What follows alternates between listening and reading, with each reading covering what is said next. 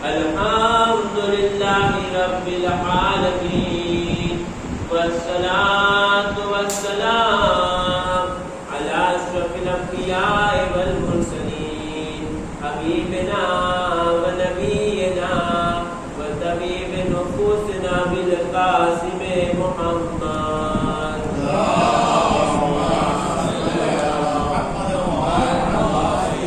وعلى أهل بيته ولعن الله على أعدائه.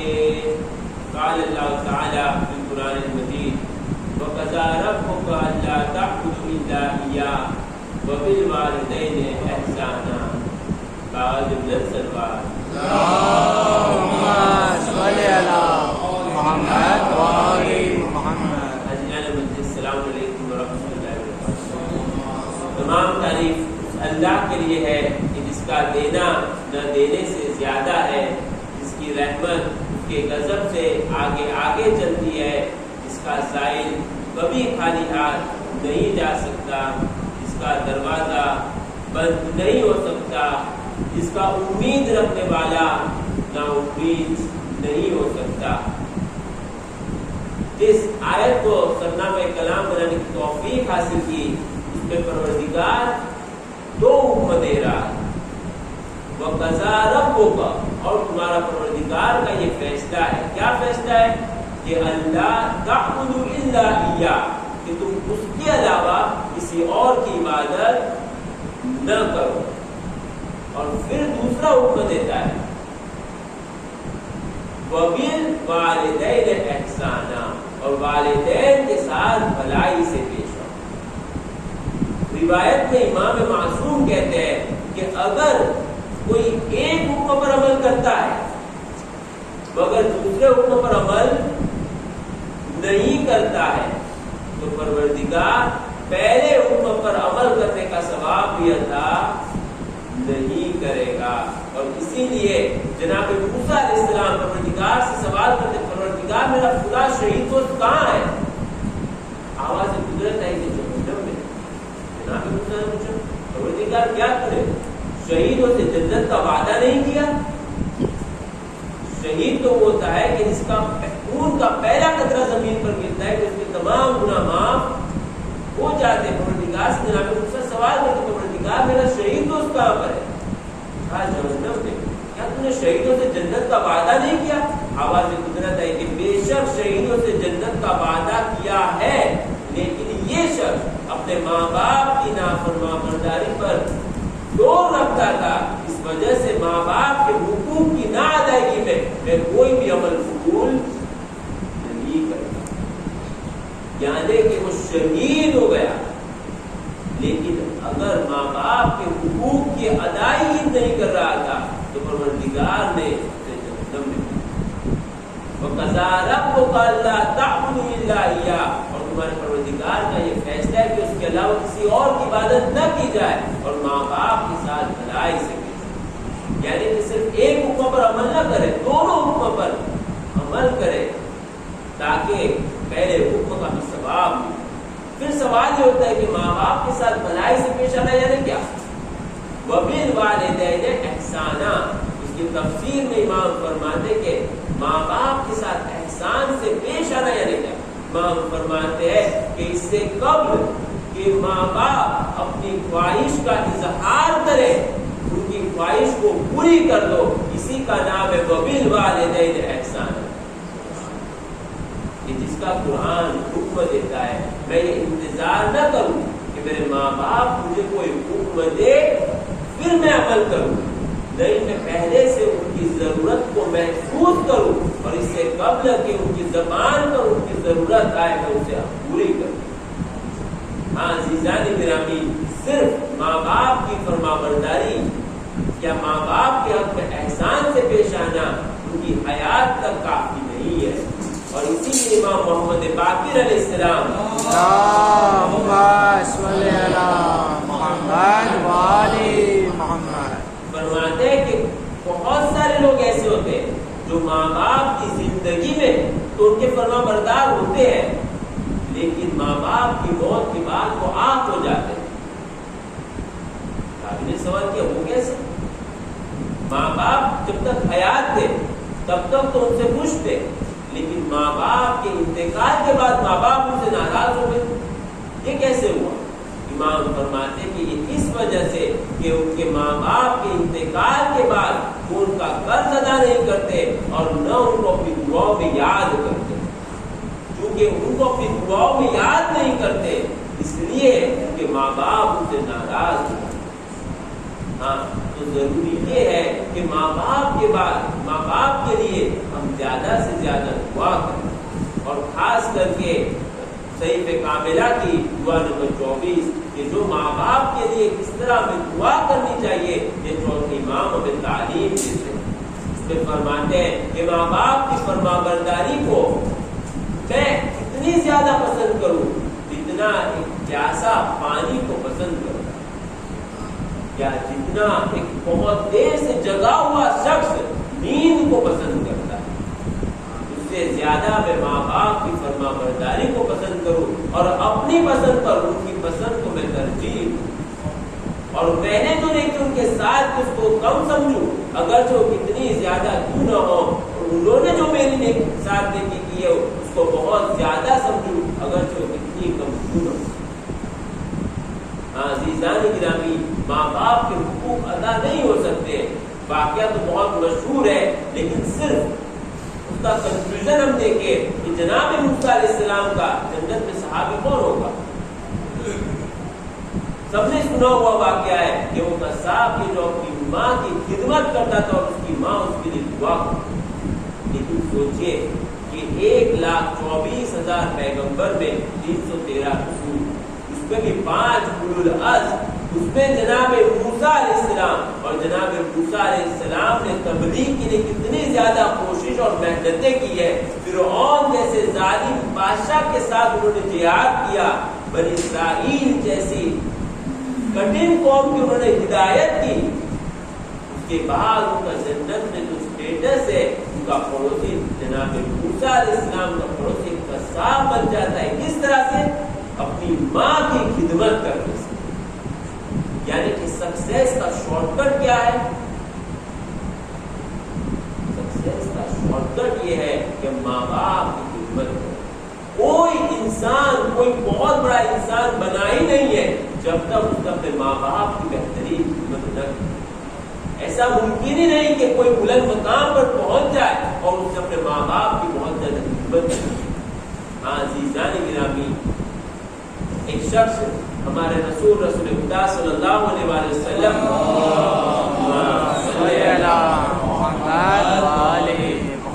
کے پاس آ کر کہتا ہے کہ یا رسول اللہ، میں چاہتا ہوں کہ آپ کے ساتھ جہاد کرنے کے لیے آؤں۔ رسول اللہ نے فرمایا موسٹ ویلکم، اگر تم چاہتے ہو تو آ جاؤ، اگر تمہیں شہادت ملے گی تو تم سیدھا جنت، اور اگر صحیح سلامت اپنے وطن آ گئے تو تمہارے تمام گناہ اس طرح معاف ہو جائیں گے جیسے ابھی تم پیدا ہوئے۔ یعنی کہ اگر شہادت ملی پھر بھی کامیاب، اگر صحیح سلامت آ گئے پھر بھی کامیاب۔ اب وہ کہتا ہے لیکن ایک تکلیف یہ ہے کہ میرے دونوں ماں باپ ضعیف ہیں اور وہ یہ نہیں چاہتے کہ میں آپ کے ساتھ جہاد کروں۔ جو رسول اللہ ابھی تک اسے جہاد میں آنے کے لیے اتساہ دلا رہے تھے، وہی رسول اللہ فرماتے اس ذات کی قسم کی جس کے قبضے قدرت میں میری جان ہے کہ ایک رات دن ماں باپ کی خدمت 1 سال جہاد کرنے سے بہتر ہے۔ اللہ اکبر! ایک رات دن ماں باپ کی خدمت 1 سال جہاد کرنے سے بہتر ہے۔ یہ میں نہیں کہہ رہا، یہ رسول اللہ صلی اللہ علیہ وسلم کہہ رہے ہیں، جن کے کلام وہی کے کلام ہوتے ہیں۔ فرماتے کہ ایک رات دن ماں باپ کی خدمت 1 سال جہاد کرنے سے بہتر ہے۔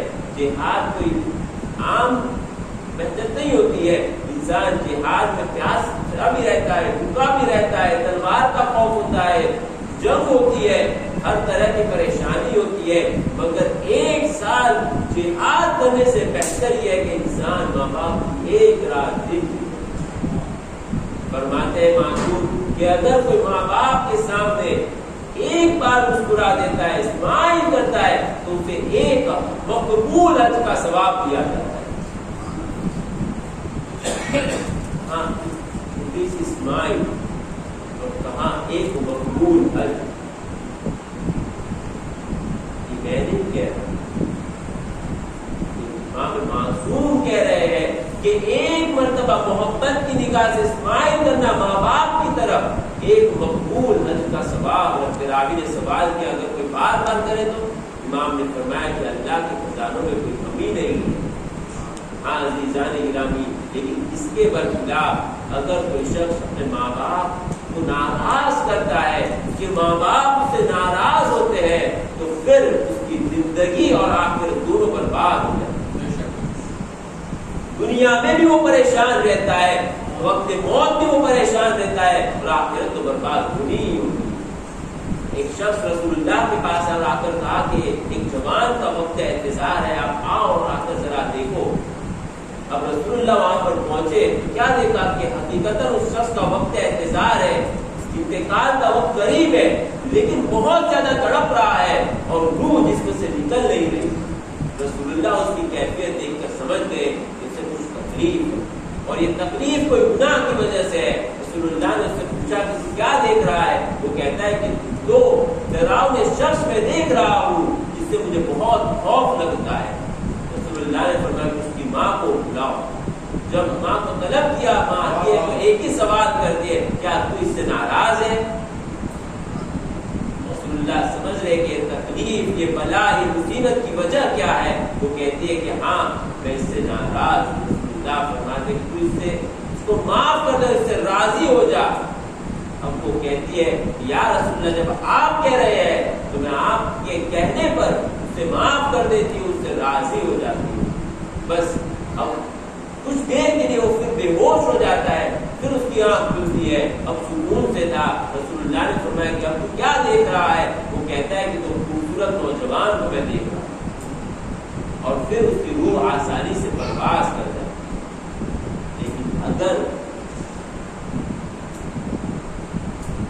ماں باپ سے ناراض تھے تو پھر یہ تو رسول اللہ عین موقع پر آ گئے اور رسول اللہ کے وسیلے سے اس کی ماں باپ اسے معاف کر دیا، راضی ہو گئے، موت آسان ہو گئی۔ لیکن ہر کوئی کو یہ موقع نصیب نہیں ہوتا۔ ہاں لیکن ابھی بھی ہمارے پاس موقع ہے کہ ہم کوشش کر کے ان کے لیے دعا کر کے ان کو خوش کر سکتے ہیں، اور ماں باپ بہت جلدی راضی ہو جاتے ہیں۔ ماں باپ بہت جلدی راضی ہو جاتے ہیں، لیکن شرط یہ ہے کہ انسان اگر ناراض کیا ہے صدق دل سے ان کے پاس جائے۔ ہاں عزیزان گرامی، ہمارے چھٹے امام جعفر صادق علیہ السلام کے پاس ان کا صحابی عمار بن حبان آتا ہے اور آ کر کہتا ہے کہ اے فرزند رسول، میرا یہ بیٹا اسماعیل میری بہت زیادہ اطاعت کرتا ہے۔ اب امام کا جملہ سنیے، اور جو چھٹے امام کا جملہ ہے وہی سمجھے کہ زمانے کے امام کا جملہ، جو چھٹے امام کی سیرت ہے وہی امام زمان کی سیرت ہے۔ ہم کو ہر کوئی یہ چاہتا ہے کہ امام زمان ہم سے زیادہ محبت کرے، اہل بیت ہم سے زیادہ محبت کرے، ہم سے راضی ہو۔ تو اس کا طریقہ کیا ہے؟ امام فرماتے ہیں کہ اے عمار، میرے دل میں تیرے فرزند اسماعیل کی محبت میں اضافہ ہو گیا، کیونکہ یہ تیری اطاعت کرتا ہے۔ جو سیرت چھٹے امام کی ہے وہی سیرت امام زمان کی ہے۔ اگر ہم چاہتے ہیں کہ امام زمان کے دل میں ہماری محبت بڑھے، ہم سے راضی ہو، اس کا راستہ یہ کہ ہم اپنے ماں باپ کو راضی کریں۔ زندگی میں کیا کوئی جان سکتا ہے کہ اللہ اس سے راضی ہے یا نہیں ہے؟ کہ بعد موت ہی پتہ چلے گا۔ زندگی میں ممکن ہے کہ انسان جان لے کہ اللہ اس سے راضی ہے یا نہیں، کہ بعد موت ہی پتہ چلے گا۔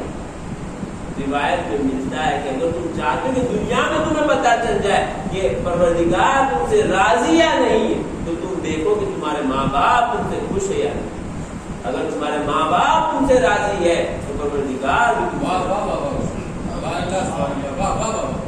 عزیزان گرامی، یہ تو جسمانی ماں باپ کی فضیلت ہے۔ اگر کوئی روحانی ماں باپ کو خوش کرے تو، اگر کوئی ان کے لیے دعا کرے تو، ان پر سلوات بھیجے تو ضرور وہ ہم سے راضی ہو جائے گا، ہمارے لیے دعا کریں گے. اور جب ہم روحانی ماں باپ کو خوش کرنے کی کوشش کریں گے، وہ اگر ہم سے راضی ہوں گے، وہ ہمارے لیے دعا کریں گے، تو پروردگار ہم سے بہت زیادہ راضی ہو جائے گا.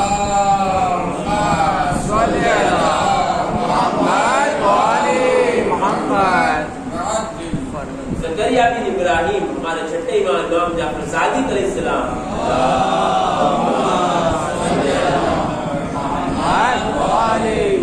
کے پاس آتا ہے اور آ کر کہتا ہے، وہ عیسائی تھا پہلے، وہ حج کے موقع میں امام سے ملاقات کر کر امام سے کہتا ہے کہ مولا میں نے اسلام قبول کر لیا. ایک طویل گفتگو ہوتی ہے، امام سے سوال کرتے کہ کیسے تم مسلمان ہوئے. وہ اپنی وجہ بتاتا ہے، یہاں تک کہ وہ ایک سوال کرتا ہے کہ مولا میں تو کوفے سے آیا ہوں، لیکن میرے ماں باپ تو عیسائی ہے، میری فیملی تو عیسائی ہے، آپ کیا حکم دیتے ہیں؟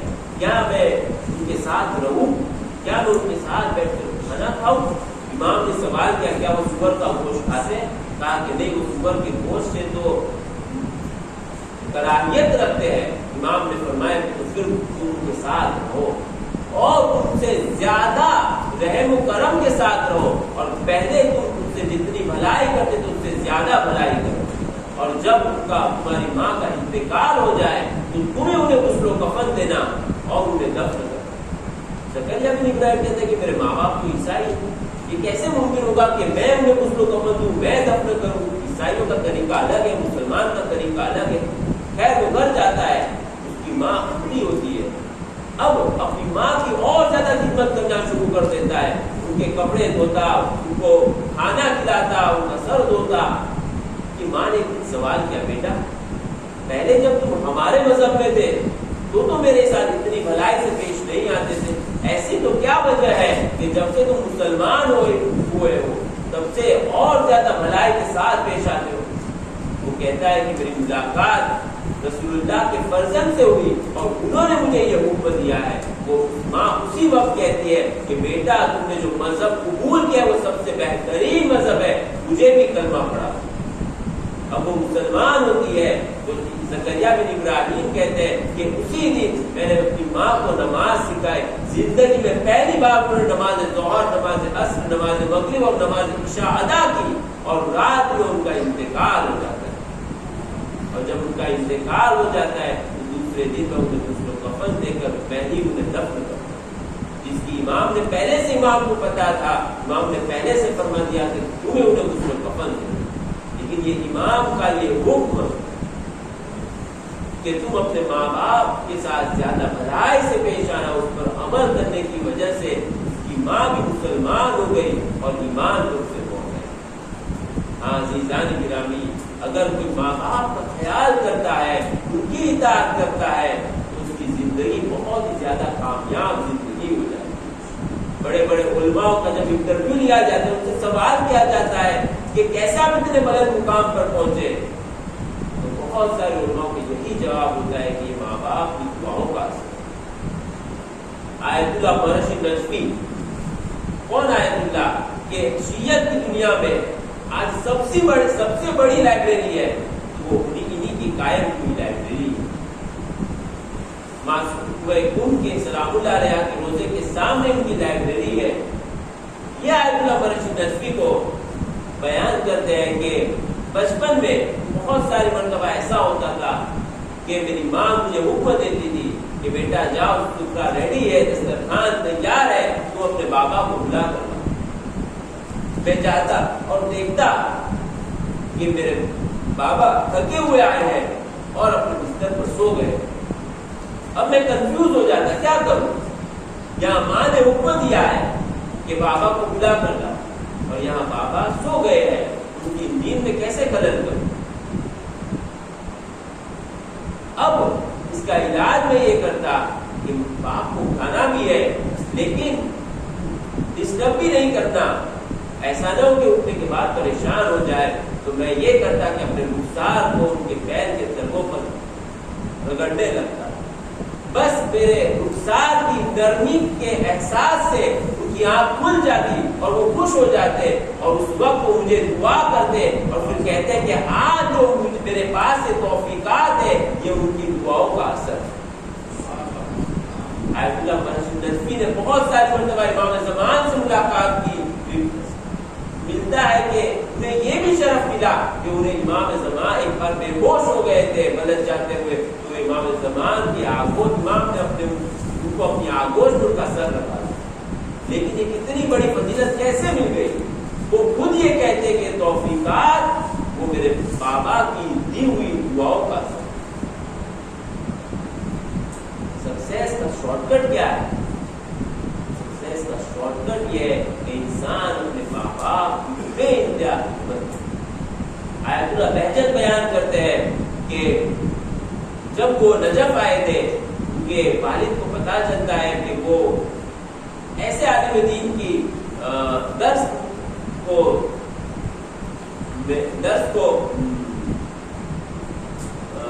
اٹینڈ کرتے ہیں کہ جن عالم کے لیے ان کے والد کو اچھا گمان نہیں تھا، اب انہوں نے پیغام بھیجا کہ بیٹا تم ان کے یہ مین عالم کے علاوہ کسی اور عالم کی درس کو اٹینڈ نہ کرنا۔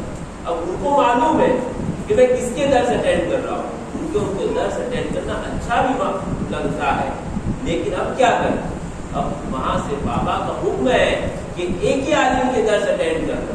وہ اسی عالم دین کے پاس جاتے ہیں کہ جس عالم دین کے درس اٹینڈ کرنا ان کو بہت اچھا لگتا تھا اور وہ اس سے متاثر بھی ہوتے تھے۔ انہیں کے پاس جا کر کہتے کہ اب میں کیا کروں؟ وہ کہتے کہ تم کس کی تقلید کرتے ہو؟ بولے فلاں عالم کی میں تقلید کرتا ہوں، بس ان کو ان سے جا کر سوال کرو۔ جب ان سے جا کر سوال کیا تو کہا کہ جیسے تمہارے بابا نے تمہیں حکم دیا ہے اسی کے مطابق عمل کرو۔ اب اپنے دل کی چاہت کے باوجود اس عالم دین کے درس میں نہیں جاتے اور پھر وہ کہتے ہیں کہ میری ترقی اور زیادہ اور دگنا شروع ہو۔ کوئی آیت اللہ بہجت کو لکھتا ہے کہ ہم نے یہ واقعہ سنا ہے کہ آپ بہت بڑے مقام پر اس لیے پہنچے ہو کیونکہ آپ نے ماں باپ کی بہت خدمت کی ہے۔ تو وہ کہتے ہیں کہ میں تو کوئی بلند مقام پر نہیں پہنچا، لیکن ہاں اگر کوئی ماں باپ کی خدمت کرے ان کی اطاعت کرے تو ضرور بہت بلند مقام پر پہنچے۔ ہاں عزیزان گرامی، اویس قرنی کہ جنہوں نے رسول اللہ کی زیارت نہیں کی، ہم سمجھ سکتے ہیں کہ زیارت کی کتنی زیادہ فضیلت ہے اور رسول اللہ کی زیارت کی، لیکن چونکہ ماں نے یہ حکم دیا تھا کہ آدھے دن سے زیادہ مدینے میں مت ٹھہرنا، تو اب رسول اللہ کی زیارت اور رسول اللہ جب آئے تو رسول اللہ مدینے میں موجود نہیں ہے، رسول اللہ کی زیارت کرے بنا وہ اپنے شہر کرن واپس لوٹ جاتے۔ جب رسول اللہ آتے ہیں تو فرماتے کہ یہاں سے کون آیا تھا، مجھے خوشبو کا احساس ہوتا ہے۔ کہا کہ اویس قرنی آئے تھے، تو رسول اللہ فرماتے تھے یہاں یہ نور اویس قرنی رکھ گئے ہیں اور مجھے کرن کی طرف سے جنت کی خوشبو آتی۔ اور پھر جملہ جو ہے وہ رسول اللہ فرماتے ہیں کہ میں ان کی زیارت کا مشتاق ہوں۔ اللہ اکبر! اویس قرنی رسول اللہ کی زیارت چھوڑ کر گئے ہیں صرف ماں باپ کی اطاعت کرنے کے لیے، اب رسول اللہ فرما رہے کہ میں ان کی زیارت کا مشتاق ہوں۔ ایک لیول ہوتا ہے کہ ہم ان کی زیارت کا مشتاق ہیں اور یہ دوسرا لیول ہے کہ وہ بھی ہماری زیارت کے مشتاق ہیں۔ وہ کب ہماری زیارت، وہ کب ہمیں ملنا پسند کریں گے؟ جب ہم ماں باپ کی تکلیف مت کریں۔ ہاں عزیزان گرامی، اگر کوئی اپنے ماں باپ کی اطاعت کرتا ہے تو پھر وہ اتنے بلند مقام پر بہت آسانی سے پہنچ سکتا ہے، اور یہ تو جسمانی ماں باپ کی فضیلت ہے۔ آٹھویں امام امام علی رضا علیہ السلام فرماتے ہیں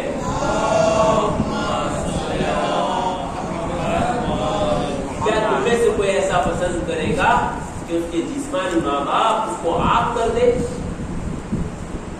انہوں نے کہا کہ نہیں، کوئی ایسا پسند نہیں کرے گا کہ اس کے جسمانی ماں باپ اسے آگ کر دے۔ تو پھر امام فرماتے ہیں کہ اس بات سے بھی خبردار رہنا کہ روحانی ماں باپ یعنی کہ رسول اللہ علیہ السلام وہ تم تم سے تمہارے کاموں کی وجہ سے تمہیں آنکھ نہ کر دے، کہ جو جسمانی ماں باپ سے بہت زیادہ افضل ہے۔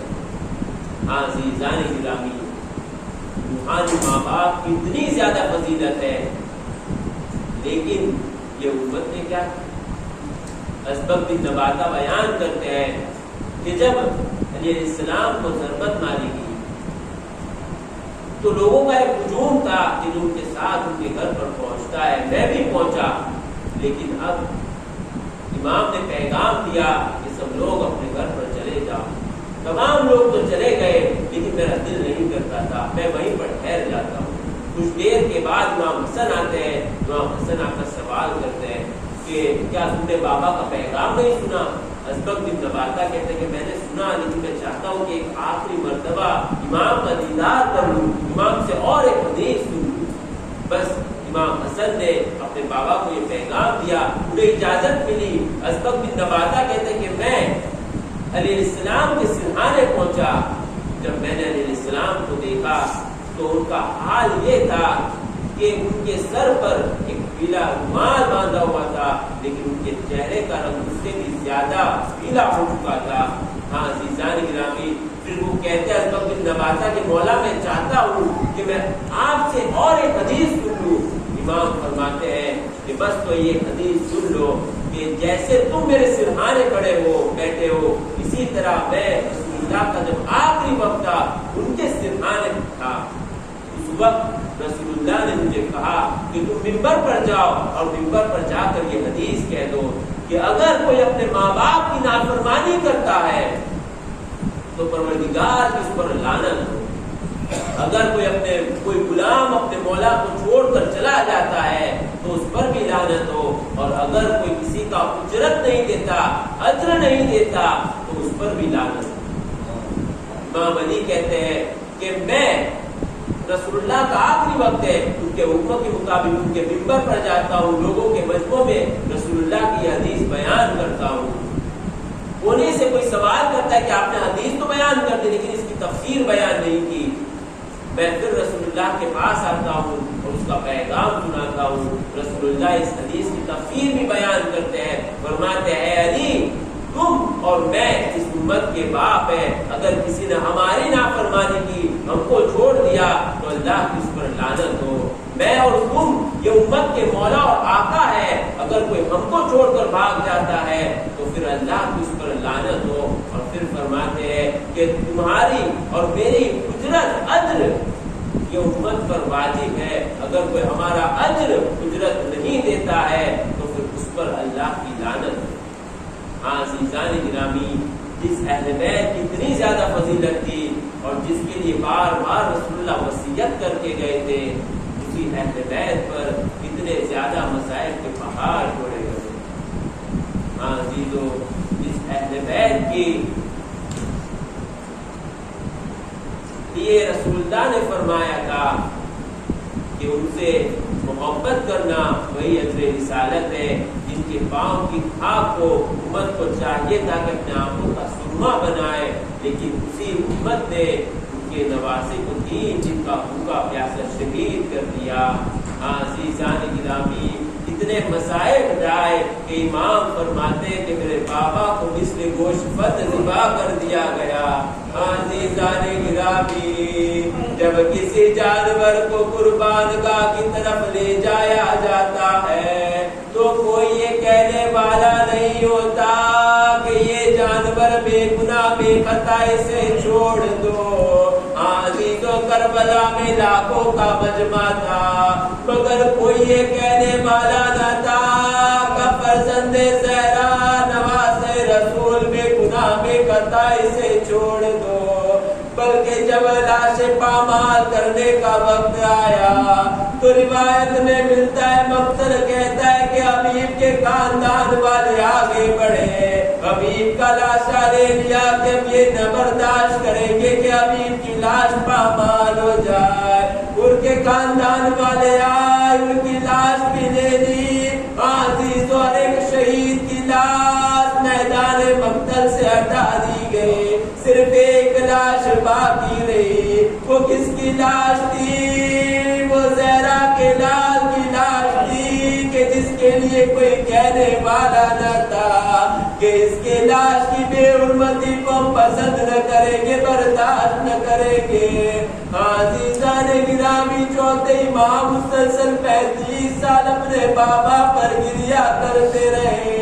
جب کسی ذبح شدہ جانور کو دیکھا تو وہاں پر ٹھہر جاتے تھے، قصاب سے سوال کرتے تھے، اے قصاب پھر تو اتنا بتا دے کہ میرے نانا کی شریعت میں جانور کو ذبح کرنے کے کیا احکام ہے؟ وہ کہتا مولا اپنے نانا کی شریعت میں جانور کو ذبح کرنے کے 4 احکام ہیں۔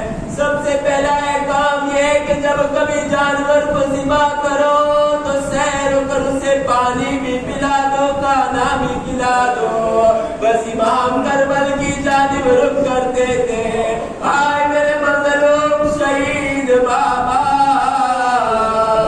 یہ مدینے کے قصاب ہیں جو جانوروں کا بھی اتنا خیال کرتے ہیں کہ اگرچہ کچھ دیر پہلے ہی پانی کیوں نہ پیا ہو مگر پھر بھی آخری وقت اسے پانی پلا دیتے ہیں، مگر آیا کو آخری وقت تک ایک بوند پانی نہ دیا گیا۔ عزیزان گرامی، امام کا گریہ بڑھتا جاتا ہے۔ وہ قصاب کہتا ہے مولا اپنے نانا کی شریعت میں جانور کو ذبح کرنے کا دوسرا احکام یہ ہے کہ جب کبھی جانور کو ذبح کرو تو کسی دوسرے جانور کے سامنے ذبح نہ کرو۔ بس امام کو منظر یاد آ گیا کہ جب ہم کے بابا کو شہید کیا جا رہا تھا اور جناب زینب پشت خیمہ سے دیکھ رہی تھی۔ عزیزان گرامی، وہ تیسرا احکام بیان کرتا ہے کہ جانور کو ذبح کرنے کا تیسرا احکام یہ ہے کہ جب کبھی جانور کو ذبح کرو تو تیز دار چولی سے ذبح کرو تاکہ اس کی تکلیف کم از کم دیر رہے۔ یہ سننا تھا، فرمایا السلام علیکہ یا ابا عبداللہ، السلام علیکہ یا ابن رسول اللہ۔ مولا یہ مدینے کے قصاب ہیں جو جانوروں کا بھی اتنا خیال رکھتے ہیں کہ اس کی تکلیف کم از کم دیر رہے، مگر ہائے وہ کیسے ظالم تھے جنہوں نے تڑپا تڑپا کر دھند خنجر سے آپ کو ذبح کیا۔ اور چاہتا ہے کام، وہ کہتا ہے کہ جب کبھی جانور کو ذبح کرو تو گلے کی طرف آگے سے ذبح کرو، پشت کی جانب سے ذبح نہ کرو، کیونکہ پشت کی جانب ایک سرخ ہڈی ہوتی ہے جس کی وجہ سے جانور کو بے انتہا تکلیف ہوتی ہے۔ یہ سننا تھا، پھر کربل کی جانب رخ کیا، اے میرے مظلوم پیاسے شہید بابا، یہ مدینے کے قصاب ہے جو جانوروں کا بھی اتنا خیال رکھتے ہیں، مگر ہائے وہ کیسے مسلمان تھے جنہوں نے 3 دن کا بھوکا پیاسا دھند خنجر سے پشت کی جانب سے آپ کو ذبح کیا۔ اللہ اللہ قوم الظالمین، انا للہ و انا الیہ راجعون۔ الہی بحق الصحرا، اس میں صدر الصحرا، سلام اللہ علیہ ظہور الحجہ۔ پروردگار وارث زہرا، وارث امام حسین علیہ السلام کے ظہور میں تعجیل فرما، ہم لوگ کے انصار آوان تابع فرما، نشر و شمات فرما۔ پروردگار حکم سے راضی کر کرم پر احسان فرما، ہماری نمازوں کو ان کے طفیل میں قبول فرما، ہمارے گناہوں کو ان کے ذریعے سے بخش دے، ہماری دعاؤں کو ان کے ذریعے سے مستجاب فرما، ہمارے قرض کو ان کے وسیلے سے ادا فرما، ہماری روزی میں ان کے وسیلے سے کسادگی عطا فرما۔ پروردگار ہم تمام لوگوں کے توفیق عطا فرما کہ اپنے ماں باپ کی بہترین خدمت کر سکے، اس طریقے سے خدمت کرے کہ جس طرح سے تو راضی ہو جائے۔ پروردگار ہم کو ماں باپ کے فرما برداروں میں شمار کرنا، اور پروردگار تو ہمارے ماں باپ کو نعمتوں سے خاص کر جس نعمتوں